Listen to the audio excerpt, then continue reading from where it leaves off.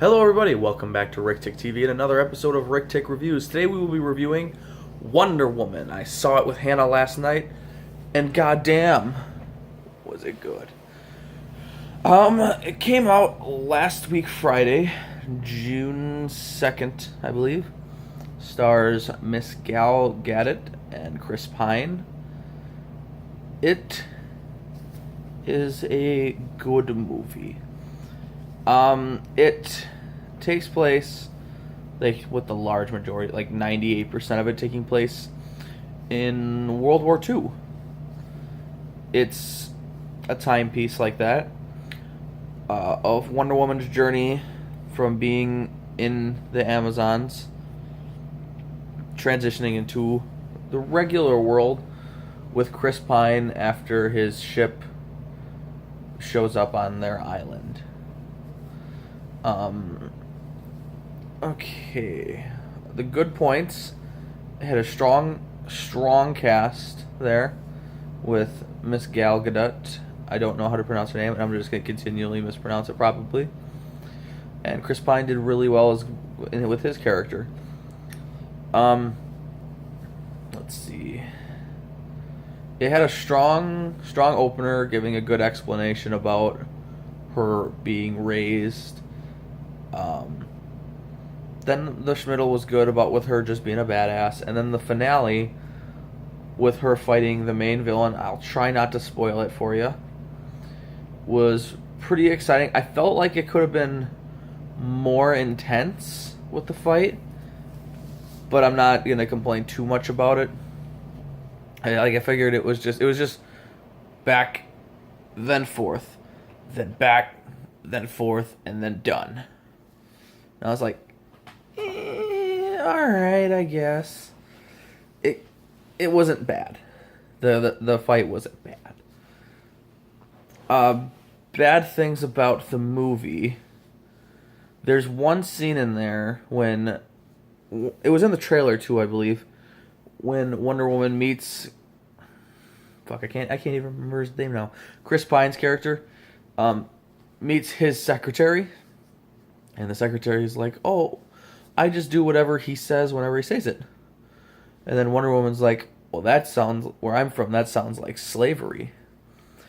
And my problem with that is, where did she learn about slavery?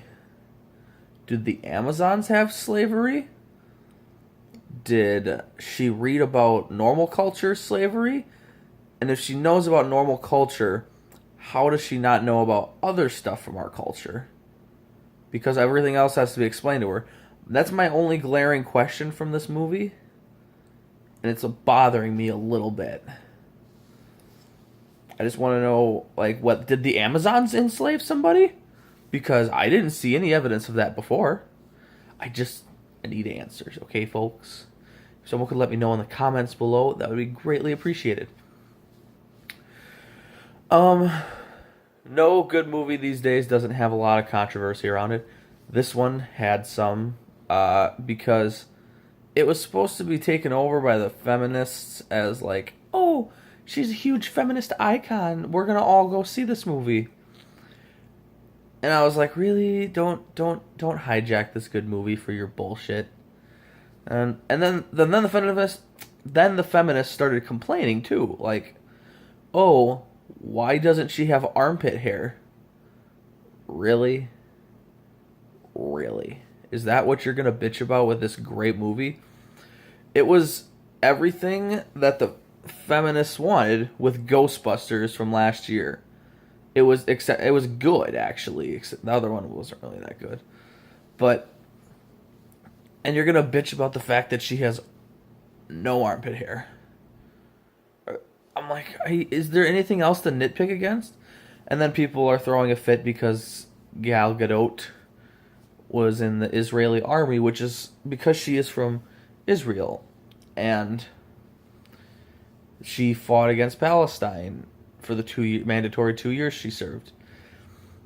And so people are like, "Oh, that's bad. We're gonna boycott the movie." Fuck you. I don't give a fuck if you boycott it. It's still made a shit ton of money already. Okay, overall, The movie had good characters. It had a good plot. It bears a striking resemblance to Captain America: The First Avenger, but still it was its own movie. I'm not going to say it was a knockoff, but there was a lot of similarities there. That's my only thing I'm going to say about it. 9. And I'm not saying that because it was a German thing. 9 is the overall rating for this movie. Very good. I'm not going to see it in theaters again. It's not that good for me. But I still would. I'm probably going to watch it again once it comes out on DVD. That's how good it is. I look forward to the next movie in the DC Extended Universe, which is Justice League. And from what I read, the Justice League movie, if it's received well by critics and makes a lot of money, they're going to expedite some of the other movies in the universe to try and build a stronger and bigger universe around it. Because they're like, if it does good, we're going to put out like 3 movies a year. I'm like, holy shit, that's a lot. Because they have like 10 movies announced, but just kind of waiting.